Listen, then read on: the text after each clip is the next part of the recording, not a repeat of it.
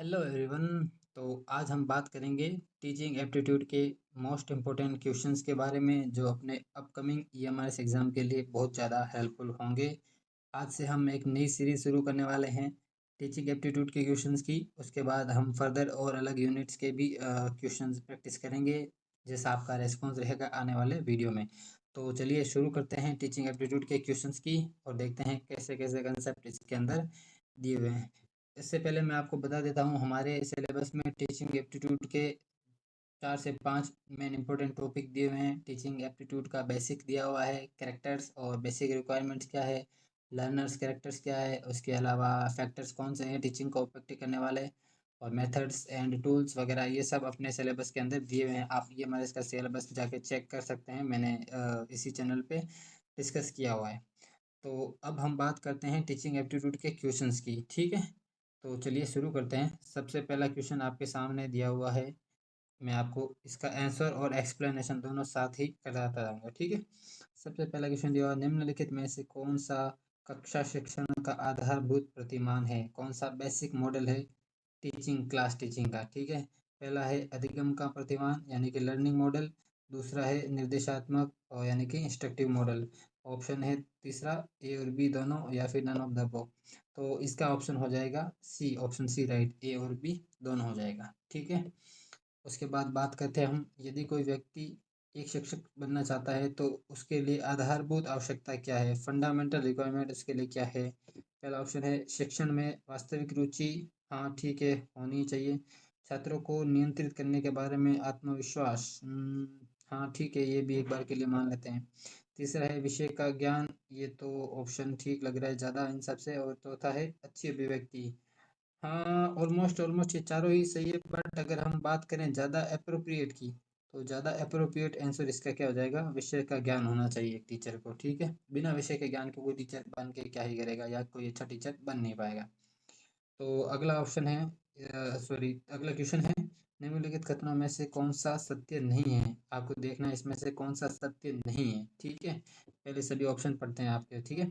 शिक्षण सिर्फ एक कला है, सिर्फ एक कला तो नहीं है, कला और क्या कहते हैं उसके साथ साइंस दोनों है, विज्ञान। दूसरा है शिक्षकों को केवल प्रशिक्षण किया जा सकता है, नहीं ऐसा भी नहीं है। तीसरा है शिक्षक सदैव पैदाइशी होते हैं, ये तो कतई नहीं है, शिक्षक पैदाइशी नहीं होता है, शिक्षक बाद में आफ्टर बर्थ ये शिक्षक बनते हैं अपनी स्किल के बलबूते पर। चौथा ऑप्शन है उपरोक्त सभी सत्य नहीं है, बिल्कुल ये आंसर इसका हो जाएगा डी, ठीक है, उपरोक्त सभी सत्य नहीं है ऊपर दिए हुए तीनों ऑप्शन। अगला क्वेश्चन देखते हैं हम, क्वेश्चन नंबर 4, निम्नलिखित में से शिक्षक में सबसे वांछित कौशल कौन सा है, सबसे डिजायर्ड कैरेक्टर्स किसी टीचर में कौन सा होना चाहिए, ठीक है। ऑप्शन पढ़ते हैं, शिक्षक द्वारा कही गई बात का छात्र की समझ में आना, यस ये ठीक है। अगला है निर्धारित पाठ्यक्रम पूरा कराना, एक बार के लिए इसको होल्ड रखते हैं। शिक्षण के समय छात्रों को मानसिक रूप से शिथिलीकृत रिलैक्स्ड रखना, ये भी कुछ हद तक ठीक है। चौथा है शिक्षा की गतिविधियों के बारे में उच्च अधिकारियों को सूचित करना, लगभग ये चारों अपना अगर देखेंगे तो हम चारों लगभग से ये सही लग रहे हैं। पर इसमें हमको एक हिंट दिया हुआ है, सबसे वांछित कौशल कौन सा है। तो सबसे वांछित कौशल तो यही होगा, शिक्षक द्वारा कही गई बात का छात्र की समझ में आना। अगर कोई टीचर किसी स्टूडेंट को अगर समझा रहा है, अगर टीचर और स्टूडेंट के बीच में कम्युनिकेशन नहीं अच्छा और उनकी अंडरस्टैंडिंग नहीं है, तो फिर उसकी टीचिंग करवाने का कोई मतलब नहीं है, स्टूडेंट उसको ग्रास्प नहीं कर पाएगा, ठीक है। तो इसका आंसर हो जाएगा, सबसे अप्रोप्रिएट पूछा है तो आंसर हो जाएगा 1, ठीक है, ए। आगे हम देखते हैं क्वेश्चन नंबर 5, ठीक है। क्वेश्चन नंबर 5 क्या कह रहा है, सूची 1 और सूची 2 को मिलाइए, ठीक है, सुमेलित करना है, ठीक है। इसमें सबसे पहले आपको 3 ऑप्शन दिए हैं, शिक्षण का स्तर दिया है, इधर आपको दिया है मुख्य प्रस्तावक। तो match of the following question है, बहुत आसान क्वेश्चन है, मैच ऑफ द फॉलोइंग वैसे बहुत आसान क्वेश्चन होते हैं, इसको करना और भी आसान है। सबसे पहले इसमें लिखा है स्मृति यानी मेमोरी लेवल की अंडरस्टैंडिंग, तो ये जिसका हो जाएगा हर्बर्ट, ठीक है। अगला इसमें दिया है ग्रहण शक्ति स्तर, इसका हो जाएगा मॉरिसन। और तीसरा इसका है विचार शक्ति यानी कि थिंकिंग लेवल का, तो ये इसका हो जाएगा हंट का।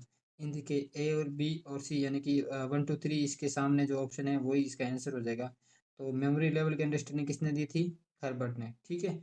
और ये दिया था ग्रहण शक्ति वाला मॉरिसन ने, उसके अलावा विचार शक्ति थिंकिंग वाला ये दिया था हंट ने, तो इसका आंसर क्या हो जाएगा ए। ठीक है, याद रखना आप, ये बहुत इंपॉर्टेंट क्वेश्चन है, इसको मैं स्टार मार्क कर देता हूँ। ठीक है, ये इंपॉर्टेंट क्वेश्चन है, आप इसको एक बार जरूर दोबारा देखिएगा। एक सेकंड। यस, अगला क्वेश्चन देखते हैं हम, क्वेश्चन नंबर 6। निम्नलिखित में से कौन सा शिक्षण के विभिन्न स्तरों का सही क्रम है? आपको इसका सीक्वेंस बताना है। ठीक है, इसका क्या सीक्वेंस होगा? तो पहला है मेमोरी लेवल, दूसरा है थिंकिंग लेवल, तीसरा है अंडरस्टैंडिंग लेवल।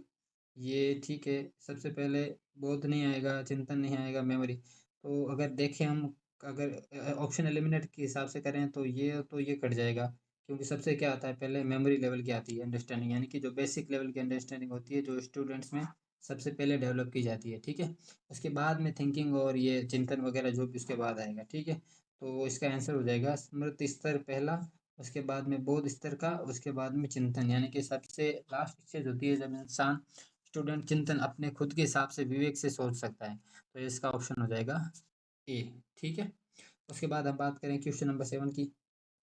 निम्नलिखित में से कौन सा शिक्षण अधिगम प्रक्रिया में स्वतंत्र चर है, यानी कि फ्री चर है? ऑप्शन दें आपके सामने, शिक्षक, दूसरा है शिक्षार्थी, तीसरा है संस्थान, चौथा है माता पिता। अब बात इसमें की गई है टीचिंग लर्निंग की। ठीक है, टीचिंग लर्निंग की है, तो यहाँ पे माता पिता का और संस्था का कोई रोल आता नहीं है, बात सीधी स्टूडेंट और टीचर के बीच की होती है। ठीक है, तो यहाँ पे स्टूडेंट टीचर में से कौन फ्री होगा? टीचर फ्री होगा, क्योंकि उसके पास में पढ़ाने का उसको उसका ये ड्यूटी है, तो इसमें शिक्षक का रोल ज़्यादा होता है, तो ये शिक्षक यहाँ पे क्या होगा? फ्री होगा। शिक्षार्थी क्या होगा? शिक्षक पे क्या होगा? डिपेंडेंट होगा। ठीक है, तो यहाँ पे इसका आंसर क्या हो जाएगा? ए। आगे हम बात करते हैं क्वेश्चन नंबर 8 की। निम्नलिखित में से कौन सी विधि प्रत्येक शिक्षक द्वारा प्रयोग करनी चाहिए? ठीक है, कौन सी विधि शिक्षक द्वारा प्रयोग करनी चाहिए? ऑप्शंस आपके सामने दिए हुए हैं। विश्लेषणात्मक, दूसरा ऑप्शन आपके सामने दिया संश्लेषणात्मक से विश्लेषणात्मक, तीसरा है केवल विश्लेषणात्मक या फिर केवल संश्लेषणात्मक। तो मैं आपको बता दूं, इसका अप्रोप्रिएट आंसर होगा ए, यानी कि एनालिटिकल सिंथेटिक, ये सबसे अप्रोप्रिएट टीचिंग का मेथड है, तो इसका आंसर हो जाएगा ए। ठीक है, उसके बाद बात करते हैं हम क्वेश्चन नंबर 9 की। क्वेश्चन नंबर 9 आपके सामने दिया हुआ है, एक बार मैं इसको थोड़ा जूम इन कर देता हूँ। ठीक है, ताकि आप आसानी से देख सके। ठीक है, हाँ, तो क्वेश्चन नंबर 9, हेलो, हाँ, तो अगला क्वेश्चन है हमारे सामने। निम्नलिखित में से शिक्षण में कौन सा मुख्य परिवर्तन आधुनिक समय में मुख्यतः देखने को मिलता है? ऑप्शन आपके सामने दिए हुए हैं। यह शिक्षार्थी केंद्रित होती जा रही है, राइट आंसर है ये, बिल्कुल, क्योंकि अब जो टीचिंग है वो क्या है? स्टूडेंट ओरिएंटेड ज़्यादा है। पहले की टीचिंग क्या थी? पहले की टीचिंग टीचर ओरिएंटेड थी। ठीक है, पहले क्या करता, टीचर मेन फोकस होता था, पर अभी स्टूडेंट क्या है? सेंटर में है। ठीक है, तो यहाँ पे क्या हो जाएगा? इसका आंसर ए। ठीक है, उसके बाद हम बात करते हैं क्वेश्चन नंबर 13 की। जब विद्यार्थी जब शिक्षार्थी निर्देशित यानी सेल्फ डायरेक्टेड होता है, तो ऐसी स्थिति को दर्शाने के लिए निम्न में से कौन से शब्द का प्रयोग किया जाता है? ऑप्शंस आपके सामने दिए हुए हैं। पेडागोजिकल, एंड्रोगोजिकल, दूसरा है दूरस्थ शिक्षा, और तीसरा है नन ऑफ द एबव। तो इसका आंसर क्या हो जाएगा आपको? एंड्रोगोजिकल। ठीक है, यहाँ पे क्या आ जाएगा? एंड्रोगोजिकल इसका आंसर हो जाएगा। आगे ना देखते हैं क्वेश्चन नंबर 14। क्वेश्चन लिखा हुआ है, निर्देशात्मक उद्देश्य छात्र के लिए लिखे जाते हैं जिसमें यह बताया जाता है कि छात्रों से क्या अपेक्षित है। निम्न में से कौन सा या कौन से लक्षण ऐसे उद्देश्यों में होने चाहिए? ठीक है, ऑप्शंस पढ़ते हैं इसके, फिर इसका देखते हैं क्या होगा। सबसे पहला इसमें दिया हुआ है विशिष्ट। ठीक है, दूसरा है ध्यान देने योग्य। ठीक है, तीसरा है मापने योग्य, मेजरेबल, और चौथा है ऑल ऑफ द अबव। तो आंसर क्या हो जाएगा इसका? All of the above. ठीक है, आगे पढ़ते हैं क्वेश्चन नंबर 15 का। देखते हैं क्या है क्वेश्चन। निम्नलिखित में से कौन सा कथन गतिशील शिक्षण वातावरण के संदर्भ में सही है? गतिशील वातावरण के संदर्भ में सही है। ठीक है, ऑप्शंस पढ़ते हैं। शिक्षक एक आश्रित चर है और छात्र एक स्वतंत्र चर है, नहीं, बिल्कुल गलत है। दूसरा है शिक्षक एक स्वतंत्र चर है और छात्र एक आश्रित चर है, यस, ये कुछ हद तक सही है। दोनों शिक्षक और छात्र मध्यवर्ती चर है, नहीं, ये इसका आंसर नहीं होगा। इसका आंसर क्या हो जाएगा? बी हो जाएगा। शिक्षक एक स्वतंत्र चर है और छात्र आश्रित चर है, ठीक है, इसका आंसर हो जाएगा बी। आगे देखते हैं क्वेश्चन नंबर 16। निम्नलिखित शिक्षण स्तर में से कौन सा स्तर कक्षा के पर्याप्त वातावरण के लिए खुला और स्वतंत्र होना आवश्यक है? बहुत अच्छा क्वेश्चन है ये। इसका देखते हैं, सबसे वापस पढ़ते हैं क्वेश्चन को। निम्नलिखित शिक्षण स्तर में से कौन सा स्तर कक्षा के पर्याप्त वातावरण के लिए खुला और स्वतंत्र होना आवश्यक है? पहला है स्मृति मेमोरी लेवल का, दूसरा है अंडरस्टैंडिंग, तीसरा है चिंतन स्तर और चौथा है सब ऑल ऑफ द अबव नहीं। ये बहुत अच्छा क्वेश्चन है। इसका आंसर हो जाएगा चिंतन लेवल का, यानी कि थिंकिंग लेवल का। थिंकिंग लेवल में क्या आएगा? खुला और स्वतंत्र होना आवश्यक है। जब इंसान हायर क्लासेस में जाता है तब उसमें ये थिंकिंग लेवल की अंडरस्टैंडिंग डेवलप होती है। तो यहाँ पे आंसर इसका क्या हो जाएगा? सी हो जाएगा, ठीक है। उसके बाद बात करते हैं पाठ्यक्रम शब्द का क्या अर्थ है। पाठ्यक्रम शब्द का क्या अर्थ है? ठीक है, ऑप्शंस पढ़ते हैं। एक शैक्षणिक संस्था के द्वारा अध्ययन के विषय की पेशकश। ये कुछ सही नहीं है। शैक्षणिक संस्थाओं के द्वारा निर्धारित लक्ष्यों को प्राप्त करने हेतु सीखने और अन्य अनुभव का संयोजन करना, ये इसका राइट आंसर, ठीक है। अगला है विभिन्न विषयों में निर्धारित पाठ्यक्रम व्यवहारिक पाठ्यक्रम और संशोधित नहीं है। नहीं है। शिक्षा के स्तर को पर्याप्त क्वालिफाई करने के लिए सिद्धांत और व्यवहारिक पाठ्यक्रम पूरा करना, नहीं, ये नहीं है। इसका अप्रोप्रिएट आंसर क्या हो जाएगा? बी, ऑप्शन बी, शैक्षणिक संस्थाओं के द्वारा निर्धारित लक्ष्यों को प्राप्त करने हेतु सीखने एवं अन्य अनुभवों का आयोजन करना, ठीक है। अगला क्वेश्चन है क्वेश्चन नंबर 18। देखते हैं ये क्या कह रहा है। संज्ञानात्मक ज्ञान क्षेत्र का वर्गीकरण निम्न में से किसके द्वारा प्रयुक्त होता है या प्रयुक्त किया जाता है? ठीक है, संज्ञानात्मक कॉग्निटिव।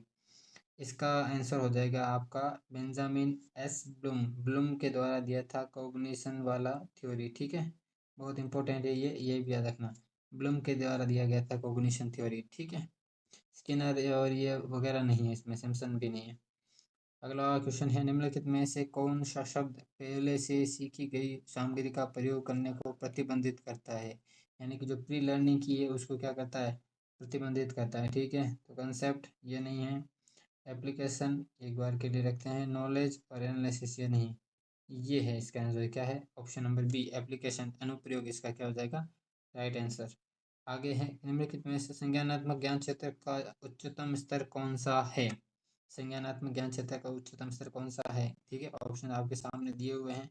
संश्लेषण, विश्लेषण, धारणा या मूल्यांकन। तो इसका आंसर हो जाएगा चौथा, मूल्यांकन। इसका क्या हो जाएगा? उच्चतम स्तर है, ठीक है। इसको इंग्लिश में कहेंगे इवेल्युएशन, ठीक है, इवेल्युएशन, ठीक है। ये इसका क्या हो जाएगा? आंसर। तो अभी हम करते हैं क्वेश्चन 20 और उसके आगे हम करेंगे नेक्स्ट वीडियो में, वरना वीडियो लंबा हो जाएगा, ठीक है।